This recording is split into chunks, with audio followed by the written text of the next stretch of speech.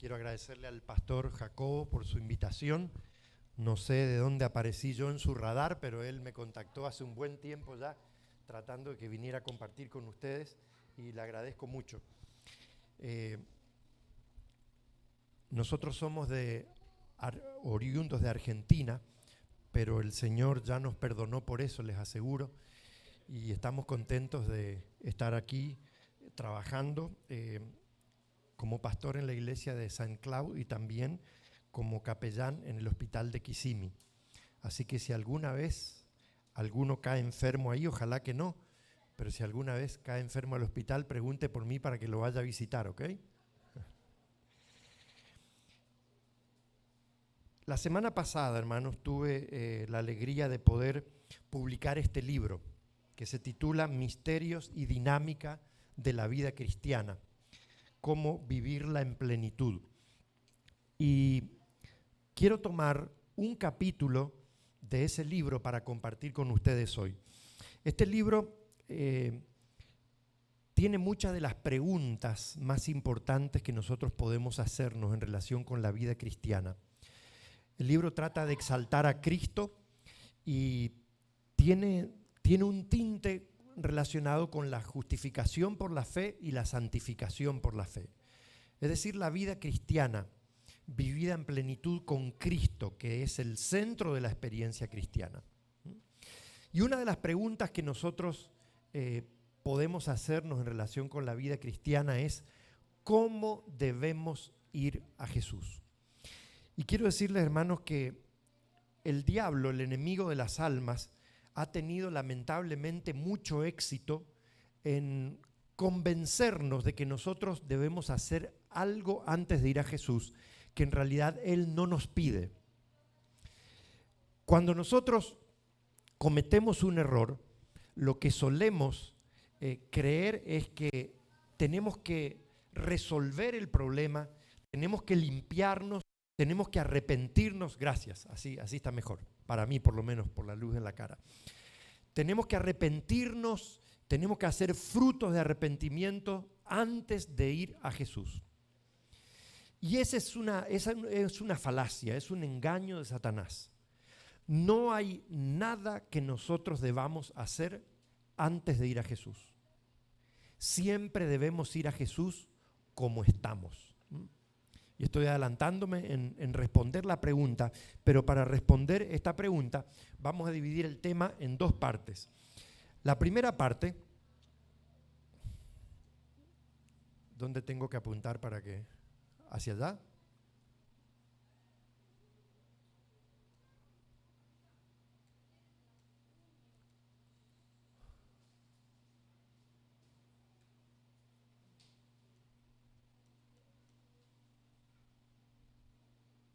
No sé qué pasa, pero ahí está. En la primera parte vamos a analizar 4 textos bíblicos y vamos a ver qué es lo que dice la Biblia acerca de esto, cómo tenemos que ir a Jesús.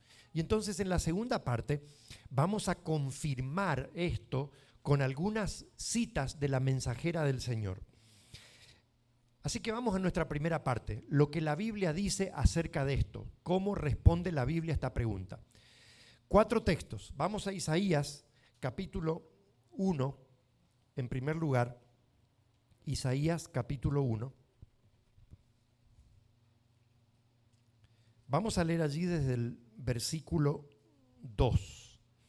Me interesa finalmente llegar al versículo 18, pero vamos a poner en contexto esto que dice Dios a través del profeta. Cuando Isaías le habló al pueblo y escribió esto que aparece en el primer capítulo, el pueblo de Israel estaba en una condición espiritual terrible, dramática, por lo que vamos a leer. No había casi palabras para describir el horror espiritual que estaba viviendo Israel. Y entonces Dios dice, noten versículo 2, oíd cielos y escucha tu tierra, porque habla Jehová. Cuando hay un llamado de atención así y Dios va a hablar, realmente son palabras que nos invitan a prestar atención. Dice, escuchen pueblo mío, escuchen lo que tengo para decir. Crié hijos y los engrandecí, y ellos se rebelaron contra mí. El buey conoce a su dueño y el asno conoce el pesebre de su señor. Israel no entiende, mi pueblo no tiene conocimiento. Miren esta analogía que hace aquí el profeta. Nos compara con un buey y con un asno. En la Biblia muchas veces se nos compara o se pone a un animal como un ejemplo. ¿Se acuerdan en Proverbios, el capítulo 6, cuando el sabio Salomón dice: mira la hormiga, oh perezoso, y aprende de ella, tratando de mostrar la necesidad de ser laboriosos, industriosos, persistentes? Y muchas veces en la Biblia hay animales que enseñan lecciones. ¿Se acuerdan ustedes de Balaam? Aquel profeta de Dios devenido a falso profeta, que finalmente, como era tan necio y tan rebelde, tan tosudo, Dios tuvo que hacer que su mula le hable. Y Balaam, esto es lo notable de la historia, estaba tan ensimismado en su problema que no se dio cuenta o se olvidó que los animales no hablan y entró a alegar con el animal, entró a discutir con el animal. Así que esto es común, aunque suene dura la comparación, ¿verdad? Porque no quisieras que te comparen con un animal. Muchas veces decimos: te estás comportando como un mono, estás haciendo cosas de monos. O le decimos a alguien: tú eres un burro, como queriendo significar que le cuesta aprender o que no estudia, etc. O sea, estas comparaciones con los animales son comunes, pero en realidad son ofensivas porque no nos gusta que nos comparen con ningún animal, ¿verdad? Aquí Dios le dice a Israel, así que imagínense cuán dramática era la condición espiritual del pueblo, que le dicen: miren, el buey conoce a su señor y el asno el pesebre de su señor, pero ustedes no entienden. A Israel le falta conocimiento. Y por allá más adelante el profeta Oseas señala que Israel pereció por causa de conocimiento. Por supuesto que no está hablando aquí de un conocimiento teórico, sino que está hablando de la falta de un conocimiento experimental, una experiencia con Dios. Y noten lo que sigue diciendo, versículo 4. Oh gente pecadora, pueblo cargado de maldad, generación de malignos, hijos depravados, dejaron a Jehová, provocaron a ira al Santo de Israel, se volvieron atrás. ¿Por qué querréis ser castigados aún? ¿Todavía os rebelaréis? Toda cabeza está enferma y todo corazón doliente.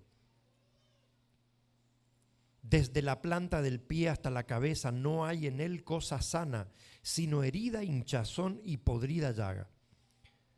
No están curadas ni vendadas ni suavizadas con aceite. Y con esto el profeta está describiendo la condición, está mostrando la condición espiritual de Israel, pero haciendo alusión a una enfermedad como era la lepra. La lepra carcomía las partes del cuerpo. La piel empezaba a perder color, después había manchas blancas y después se podría, y los leprosos, ustedes saben, tenían que vivir en colonias, estar en cuarentena, y se le podía caer un pedazo de nariz, de oreja, las falanges de los dedos. Era un espectáculo realmente repugnante ver a un leproso. Y aquí el profeta Isaías dice que en el versículo 6, desde la planta del pie hasta la cabeza no hay en él cosa sana, sino herida, hinchazón y podrida llaga. Así era la condición espiritual de Israel, como la lepra atacaba el cuerpo. Noten en el versículo 11, ¿para qué me sirve, dice Jehová, la multitud de vuestros sacrificios? Hastiado estoy de holocaustos, de carneros y de cebo de animales gordos. No quiero sangre de bueyes, ni de ovejas, ni de machos cabríos. ¿Quién demanda esto de vuestras manos?, pregunta Dios. cuando venís a presentaros delante de mí para hollar mis atrios? No me traigáis más vana ofrenda. El incienso me es abominación. Luna nueva y día de reposo. El convocar asambleas no lo puedo sufrir. Son iniquidad vuestras fiestas solemnes. Vuestras lunas nuevas y vuestras fiestas solemnes las tiene aborrecidas mi alma. Me son gravosas. Cansado estoy de soportarlas. Uno podría ponerse a alegar con Dios y decir: Señor, pero ¿qué estás diciendo? ¿Por qué nos hablas de esa manera? ¿No estás teniendo una actitud contradictoria? Porque tú pediste eso. Tú pediste que hagamos sacrificios. Tú pediste que respetemos las celebraciones solemnes. ¿Y por qué ahora estás diciendo que no quieres nada de eso? Que eso te molesta, te fastidia, te asquea. ¿Qué estaba pasando con Israel? Estaba viviendo una forma de religión. Era religiosidad hueca y externa, pero en su corazón no experimentaban nada de lo que hacían exteriormente. Ese era su problema. Por eso Dios los está reprochando por venir con sus ofrendas, venir con su actitud de adoración, pero recubierta de religiosidad externa, de formalismo y de ritualismo, pero sin tener nada en el corazón. Ahora, esta condición espiritual de Israel es dramática, y noten cómo la describió el profeta Isaías. Sin embargo, noten la invitación que el Señor hace en el versículo 18 y cómo contesta esto nuestra pregunta, la pregunta de nuestro estudio. Versículo 18. Venid luego, dice Jehová, y estemos a cuenta. Otras versiones modernas dicen: vengan y discutamos este asunto. Vengan y vamos a argumentar juntos. Vengan y vamos a poner las cartas sobre la mesa. Distintas versiones como lo dice. O sea, hay una invitación de Dios. Vamos a resolver este problema que ustedes tienen. Si vuestros pecados fueren como la grana, como la nieve serán emblanquecidos. Si fueren rojos como el carmesí, vendrán a ser como blanca lana. Los colores en la Biblia tienen un sentido, tienen una significación espiritual. El rojo representa el pecado, ¿verdad? Y el blanco representa la pureza de Dios. Y aquí el profeta Isaías, o sea, Dios a través del profeta dice: si la vida de ustedes está manchada, está sucia por el pecado, como el color de la grana o la escarlata, yo prometo dejarla blanca como la nieve o como la lana. Así. Esa es la invitación que el Señor le hace a su pueblo. Vengan a mí con toda su carga de pecado, así como están, cayéndose a pedazos, todos podridos, con una actitud cuando vienen a adorar que me resulta repulsiva, pero vengan a mí y vamos a solucionar esto. ¿Cómo? Sencillamente yo los voy a cambiar y voy a transformar la vida de ustedes, que podría ser representada con el rojo del pecado, y la voy a dejar blanca como la nieve o como la lana. No hay nada en el texto bíblico que diga que el ser humano tenga que cambiar, que tenga que limpiarse, que tenga que arreglarse, que tenga que trabajar en su condición pecaminosa para entonces poder venir a Jesús y que Jesús pueda aceptarlo. Sencillamente tenían que ir así. Era un desastre la situación espiritual de Israel, pero Dios le dice: vengan así, desastrosos como están. Vengan exactamente como están. No intenten cambiar nada. Yo los voy a cambiar. Yo los voy a limpiar. Yo los voy a hacer aceptables. Segundo texto, Mateo capítulo 11, versículos 28 al 30. Esta es una de las invitaciones más tiernas que aparece en el Evangelio. Mateo 11, 28 al 30.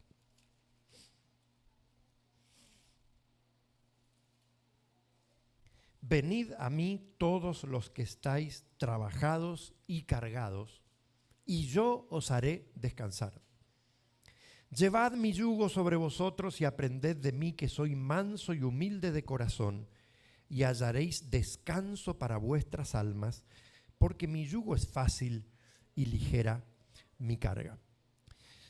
Yo no sé cuántos de ustedes en sus países tuvieron la oportunidad de ver, hoy ya casi no se ve eso, es muy raro encontrar eso, se ven tractores con rastras que aran la tierra, pero yo me crié en una zona selvática de campo y muchas veces tuve la oportunidad de ver campesinos arando con una yunta de bueyes.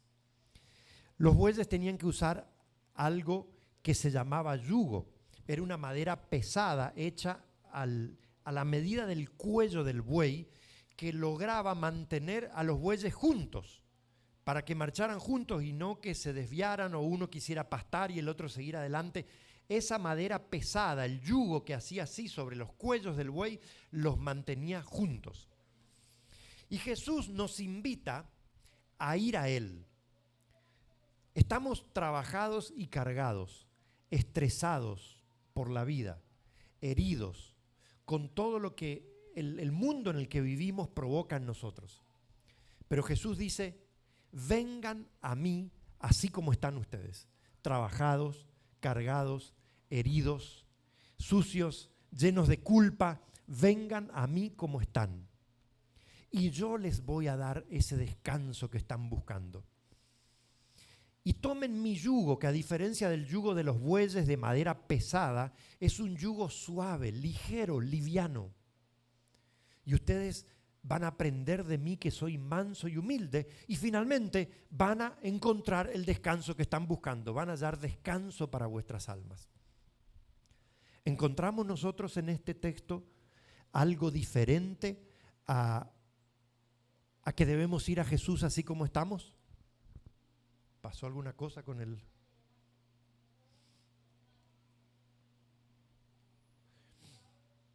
Nuestra pregunta, ¿cuál es?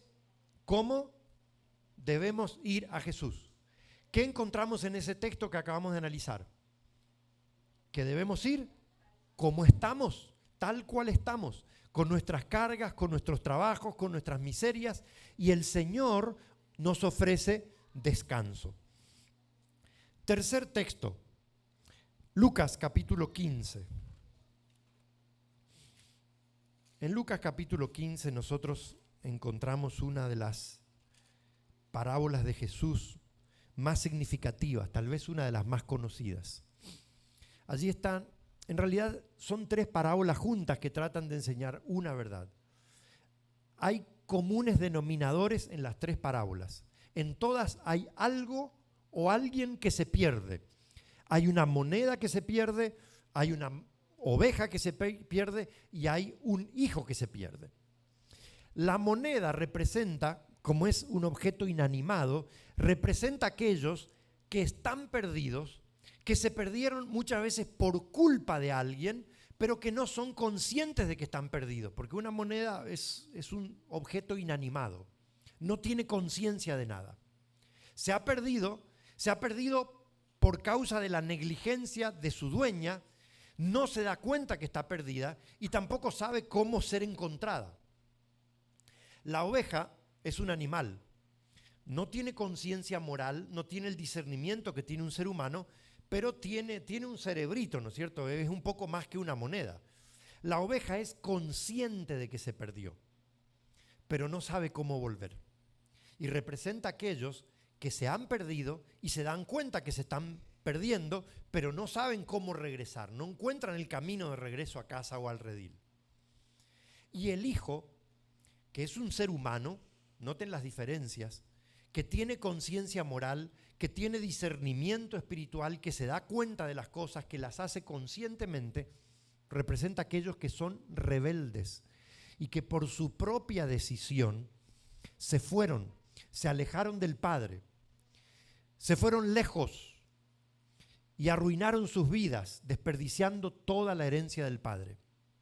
Son conscientes de que están perdidos y saben cómo volver, pero no quieren, se metieron ahí intencional y deliberadamente. Así que esas son las diferencias entre cada uno de los protagonistas de estas parábolas. Pero en todos los casos hay comunes denominadores. Hay un común denominador. Y es que hay algo o alguien que está perdido, que hay una búsqueda del objeto o del animal o de la persona perdida, que hay un encuentro finalmente, y entonces como resultado hay, ¿qué cosa? Celebración, gozo y fiesta.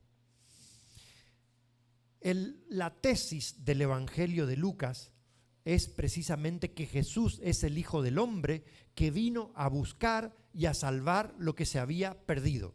Así que este juego, este set de 3 parábolas que aparecen en Lucas 15, lo que hacen es ilustrar el deseo de Dios y su intención de buscar cuidadosamente al hombre que se perdió y traerlo de regreso a casa.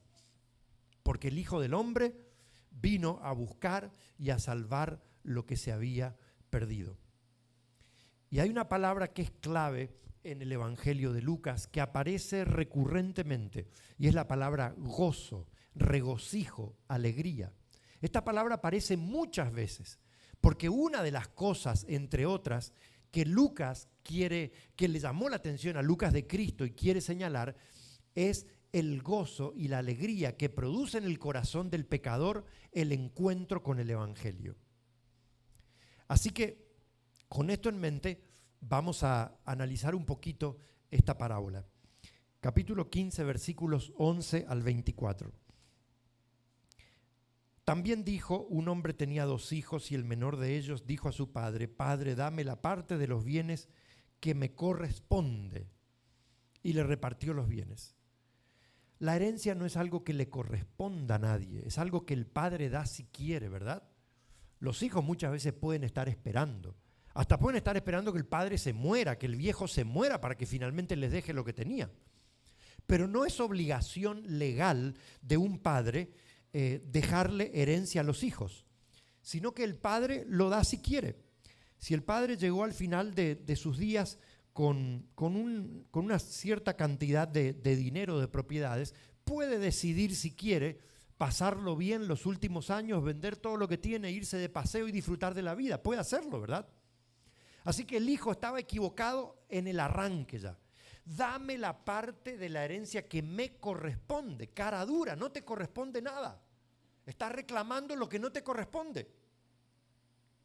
Pero el padre cedió con todo. Como una muestra de algo que Dios hace. Cuando yo insisto en alejarme de Él, Dios se duele de eso. Siente tristeza, pero no me obliga a permanecer cerca de Él. Finalmente me va a soltar y me va a dejar ir si eso es lo que tanto quiero. Muy a pesar suyo, pero respetando nuestra libertad y nuestro libre albedrío. Así que dice que les repartió los bienes. No muchos días después, juntándolo todo, el hijo menor se fue lejos, a una provincia apartada, y allí desperdició sus bienes viviendo perdidamente. Este texto muestra la rapidez con que el pecado arruina al ser humano, porque dice, no muchos días después, él se fue. Se fue a una provincia apartada, lo que significa también cuán lejos te puede llevar el pecado y cuánto te puede apartar de Dios. Y desperdició todo, dice, viviendo perdidamente, o sea, malgastó. De ahí viene la palabra pródigo, porque pródigo significa que da mucho, que es muy generoso, muy mano abierta, muy mano suelta. Así que el hijo fue pródigo porque desperdició toda la herencia de su padre en poco tiempo en un lugar bien apartado donde se había ido. Y cuando todo lo hubo malgastado, es decir, no le quedó nada ya, vino una gran hambre en aquella provincia y comenzó a faltarle. Y fue y se arrimó a uno de los ciudadanos de aquella tierra, el cual le envió a su hacienda para que apacentase cerdos. O sea, estaba haciendo lo último que un judío podía hacer. Estaba jugando su última carta, era su último recurso.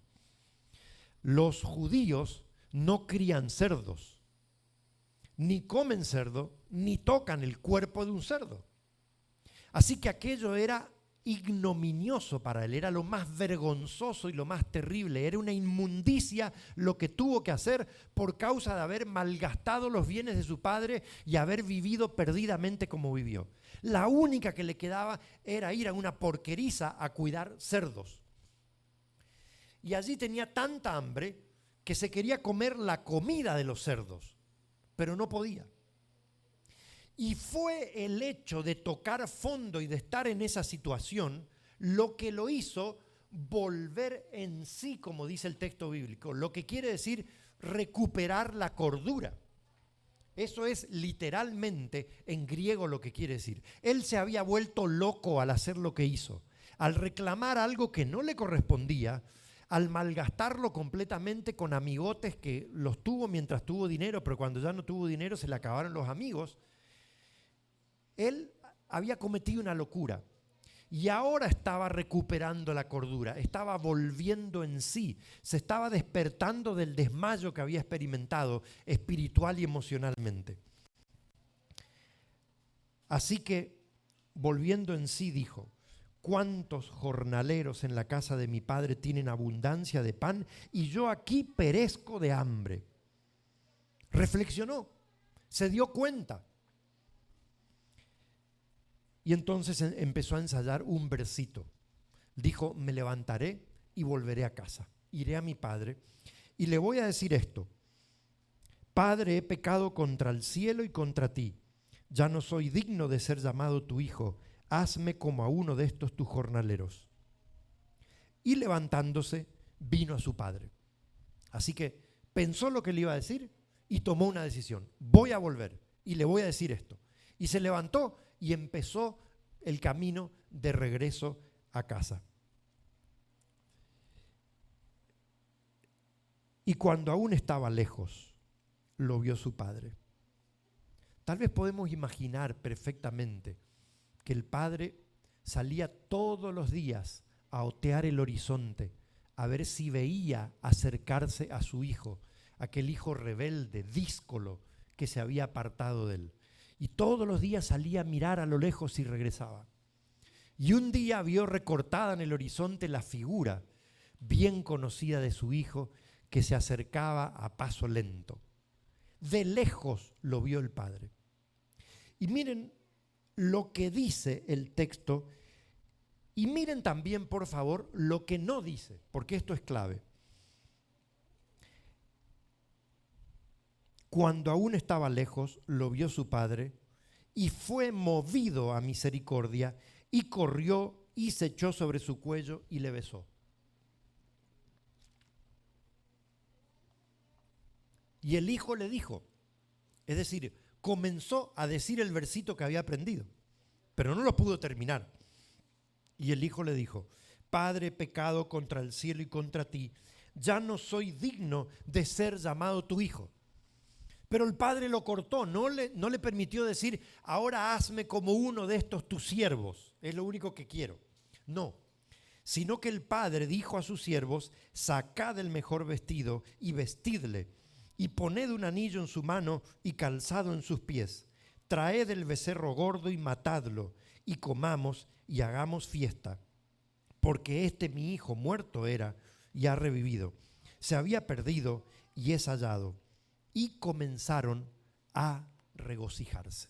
Ahí está, comenzó la fiesta, comenzó la alegría, comenzó la celebración, porque el hijo a quien el padre daba hasta por muerto, revivió y volvió a casa.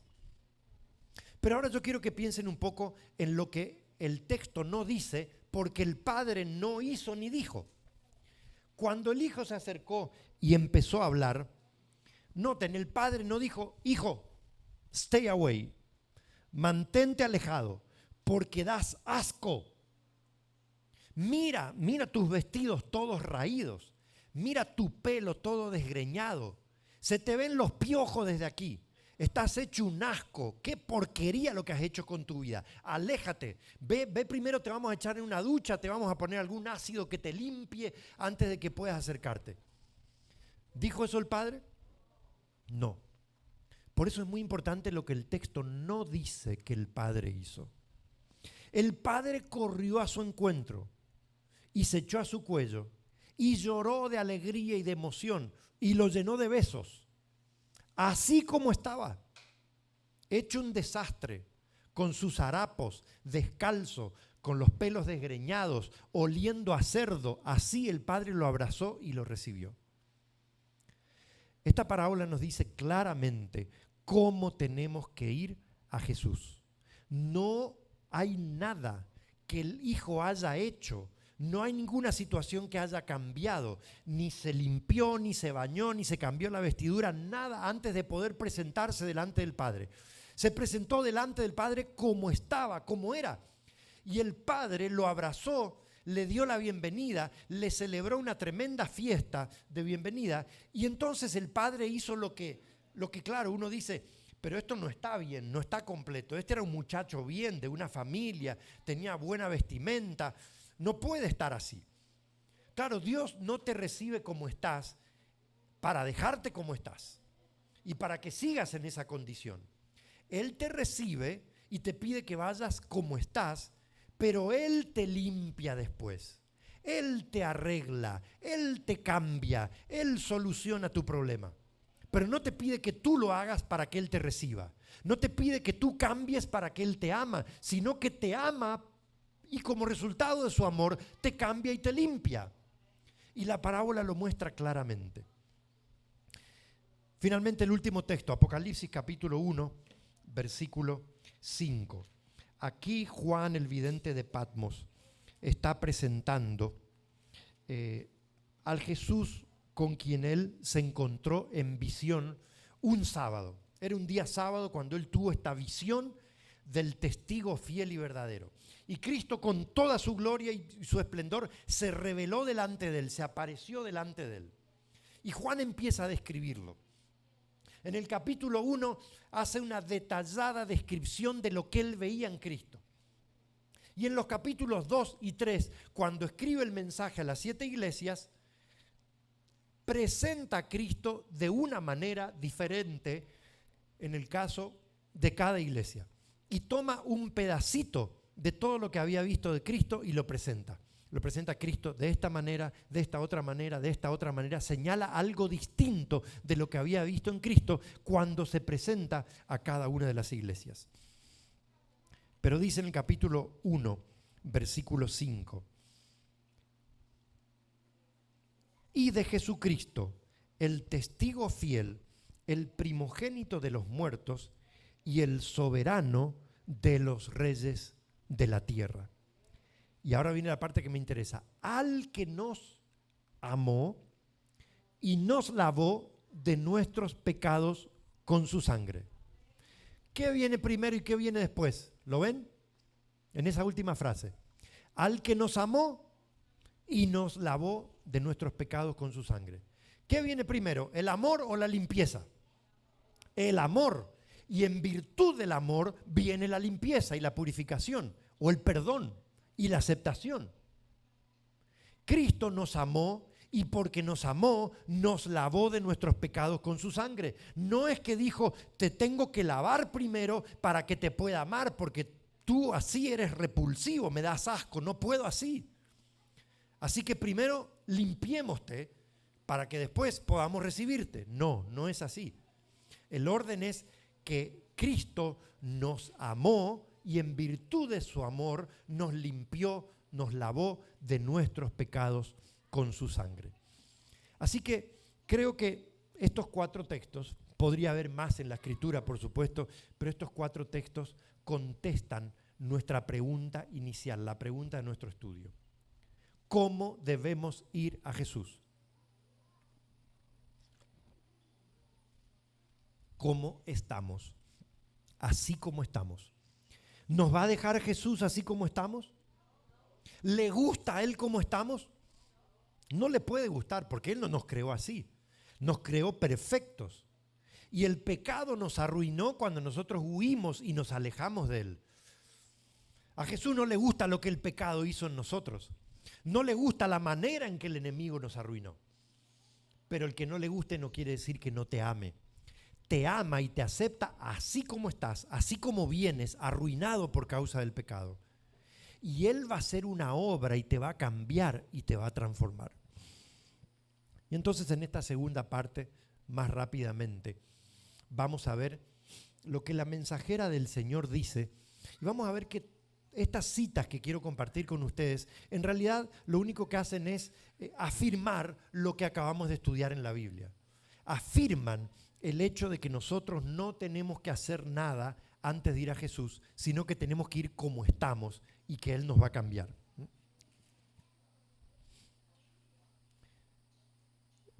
Primera cita. Jesús se complace en que vayamos a Él, y noten la parte que está subrayada y en rojo, porque esa parte es la que más contesta la pregunta. Jesús se complace en que vayamos a Él como somos, pecaminosos, impotentes, necesitados. Podemos ir con toda nuestra debilidad, insensatez y maldad. Es decir, ¿cómo estamos? ¿Cómo somos? Y caer arrepentidos a sus pies. Es su gloria estrecharnos en los brazos de su amor, vendar nuestras heridas y limpiarnos de toda impureza. ¿Cómo debemos ir a Jesús? ¿Cómo somos? Pecaminosos, impotentes, necesitados, con nuestras heridas, con nuestra impureza. Ahí está clarito. Otra cita. Si percibís vuestra condición pecaminosa, no esperéis haceros mejores a vosotros mismos. ¿Cuántos hay que piensan que no son bastante buenos para ir a Cristo? ¿Esperáis haceros mejores por vuestros propios esfuerzos? Únicamente en Dios hay ayuda para vosotros. No debemos permanecer en espera de persuasiones más fuertes, de mejores oportunidades o de caracteres más santos.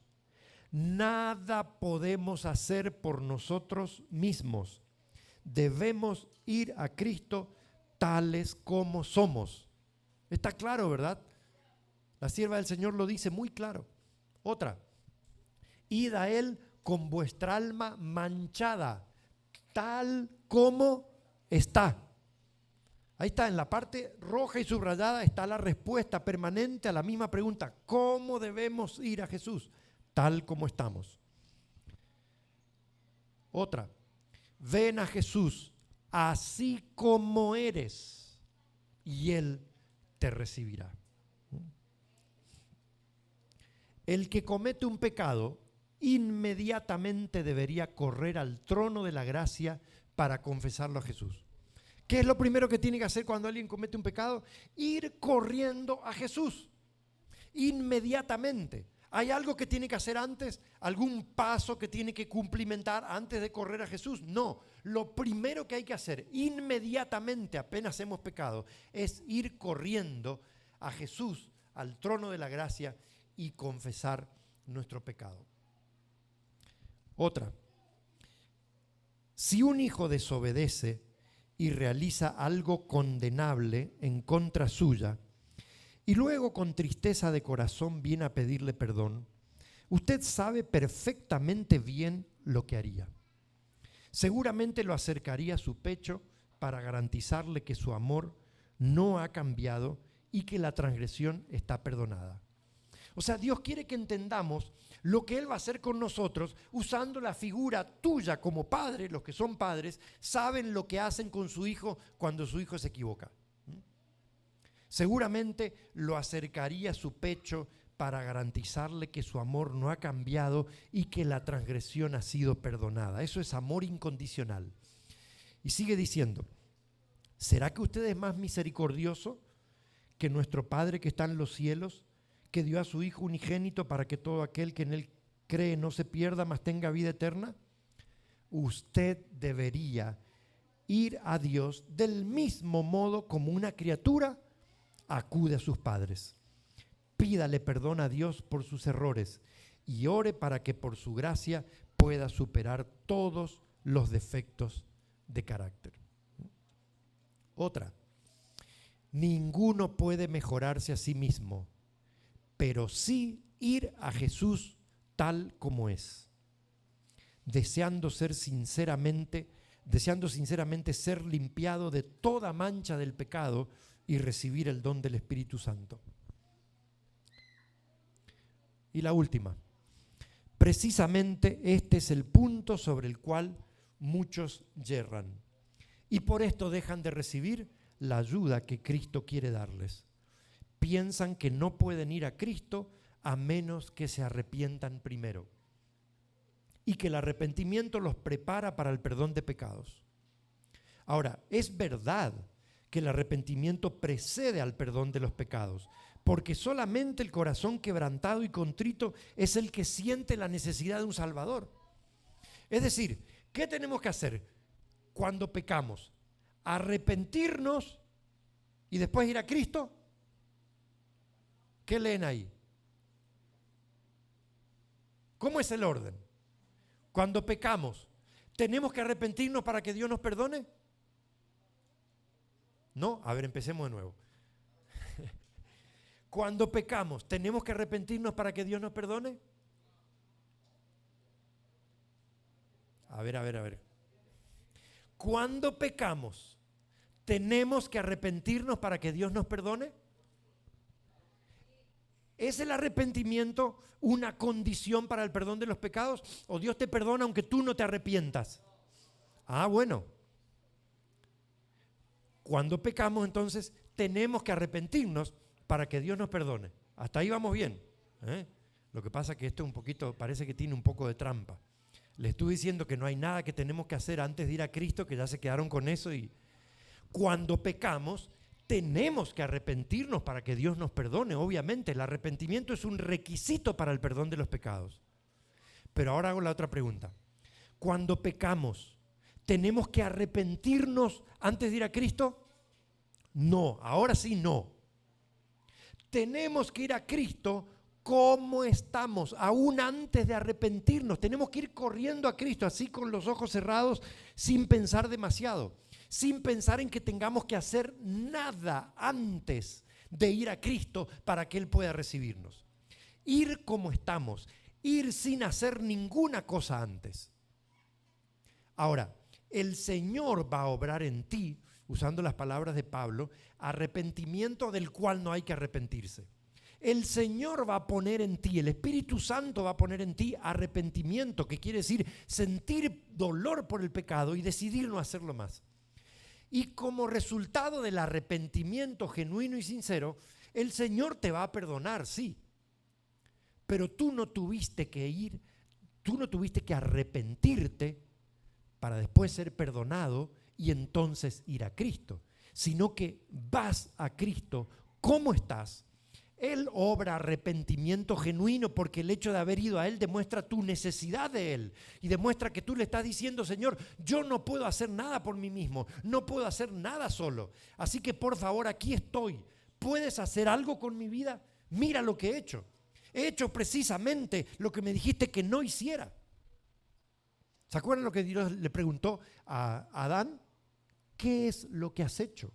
¿Qué le preguntó a Caín también? ¿Qué es lo que has hecho? ¿Comiste del árbol que te mandé que no comieras? ¿Mataste a tu hermano? ¿Qué es lo que has hecho? El Señor nos pregunta y nosotros tenemos que ir a Él y decir: Señor, mira lo que ha hecho el pecado conmigo. Mira por desobediente lo que hice. Aquí estoy. Mira, ¿puedes hacer algo conmigo? ¿Puedes juntar los pedazos de mi vida rota y rearmarme? Entonces el Señor obra a través del Espíritu Santo el arrepentimiento en tu corazón. Y tú empiezas a ser consciente, te convences de que es bien feo y bien malo lo que hiciste. Y el Espíritu te convence de eso. Y entonces confiesas tu pecado y el Señor te perdona. Pero todo eso sucedió ¿cuándo? Después de que tú fuiste a Cristo como estaba, porque no hay nada que tú puedas hacer ni debas hacer antes de ir a Cristo. Tienes que ir a Cristo como estás. Y Él te va a cambiar, Él te va a perdonar, Él te va a limpiar, Él te va a arreglar. Él va a tomar los pedazos de tu vida y lo va a pegar de nuevo y lo va a dejar más linda como estaba antes. Pero no tienes que hacer nada antes de ir a Cristo. Tienes que ir a Cristo como estás. Sigue diciendo, o sea, decía, es cierto que el arrepentimiento viene antes del perdón de los pecados porque solo el corazón quebrantado y contrito es el que siente la necesidad de un Salvador. Pero termina preguntándose, ¿debe el pecador esperar hasta que se haya arrepentido para poder ir a Jesús? No. ¿Ha de ser el arrepentimiento un obstáculo entre el pecador y el Salvador? No, no tiene que ser. Por eso es que tú tienes que ir a Cristo primero y te arrepientes después como consecuencia de que fuiste a Él y Él te perdonó y ahora entonces empieza su obra de transformación. Concluyamos. Y quiero leer literalmente lo que puse aquí en la conclusión. No hay nada que el pecador deba o pueda hacer antes de ir a Cristo. No necesitamos cambiar antes de que Jesús pueda aceptarnos, porque en realidad no podemos cambiar sin Él. Él espera que vayamos como estamos, sin intentar cambiar nada antes. Y nos ama demasiado para dejarnos como estamos. Así que nos va a cambiar.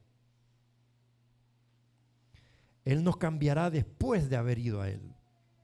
En el orden de los pasos que deben darse hacia la salvación, no existe nada antes de ir a Jesús. Esto debe ser lo primero. No hay mejor ilustración de eso que la historia del hijo pródigo. Él fue a su padre como estaba y éste lo recibió así, sin exigirle cambios antes. Yo espero, hermanos, que la respuesta a esta pregunta con lo que estudiamos en esta mañana, ¿cómo debemos ir a Jesús?, haya quedado clara. Debemos ir a Jesús como estamos y como somos, sin intentar hacer nada antes, sin intentar ni confesar, ni arrepentirnos, ni cambiar, ni lavarnos, ni limpiarnos, ni arreglarnos para poder presentarnos bien delante de Él y ser dignos de Él. Nada de eso. Ir así como estamos a Jesús. Y Él nos acepta y nos recibe así como somos y así como estamos. Por supuesto, va a ser una obra de transformación porque Él se deleita en cambiar. Pero recuerda, no hay nada que debas o puedas hacer antes de ir a Jesús. Debes ir así como estás. A la salida, hermanos, si alguien de ustedes quisiera el libro, esto no tiene de ninguna manera el propósito de ganar dinero, es sencillamente compartir lo que fue de bendición para mí con ustedes, para que pueda ser de bendición para ustedes. Así que si a la salida a alguien le interesa, puede hablar con mi esposa y llevar el libro y hacer los arreglos para pagarlo después. Aquí están muchas de esas preguntas como esta que analizamos esta mañana, que pueden surgirnos en la vida cristiana y que tenemos que poder contestar con claridad para vivir la vida cristiana en plenitud. El diablo no quiere que la vivamos así. Dios sí quiere. Yo he venido para que tengan vida y que la tengan en abundancia. Y hay muchos tabúes en la vida cristiana. Hay muchos prejuicios y preconceptos que nosotros tenemos. Y el diablo está aquí whispering, susurrando siempre a nuestro oído alguna cosa que es una verdad teológica equivocada. Puede parecer muy simple, pero nos embute en la cabeza un error y nosotros lo creemos, y puede ser que marchemos en toda nuestra vida equivocados, dando patadas contra el aguijón y siendo víctima de los embates y de Satanás y siendo derrotados por él por no entender estas cosas tan simples y sencillas de la vida. Y en este libro se explican todas esas cosas simples y sencillas de la vida con una pregunta, con la respuesta, exactamente con el mismo esquema que analizamos esta mañana y con una conclusión que nos permita entender mejor lo que significa eso. Que Dios los bendiga y ojalá que la próxima vez que cometan un error no piensen en que tienen que hacer muchas cosas antes. Vayan a Cristo como están. Tengo que ir a Cristo como estoy y Él va a hacer su obra. Que el Señor los bendiga ricamente. Vamos a cantar para terminar el himno Tal como soy de pecador.